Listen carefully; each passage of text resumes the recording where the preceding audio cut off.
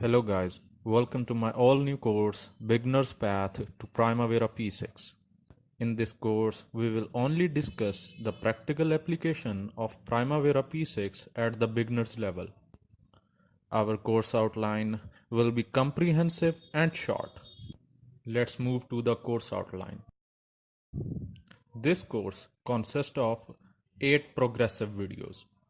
In my first video, I will tell you that what is Primavera P6 and why it is preferred over other project planning softwares in practical field. My second video will make you capable to install and use Primavera P6 in your personal computer.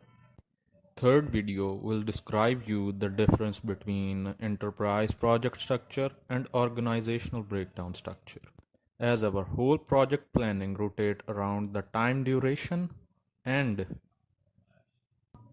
resources. So my fourth part will make you use your own organizational calendar. In my fifth video, I will describe you project work breakdown structure and activities. In part 6, I will provide you some basic short keys which will help you to perform your planning tasks faster. My all 6 parts are prerequisite for my 7th video, because in this video we will cover basic level project using critical path method. Before this video, you must aware of all the topics which we have discussed in our previous videos.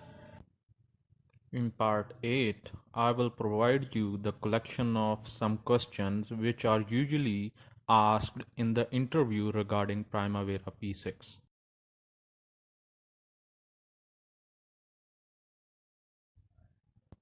Please do promote my videos, like, subscribe, share, comment, and hit the bell icon for the further videos.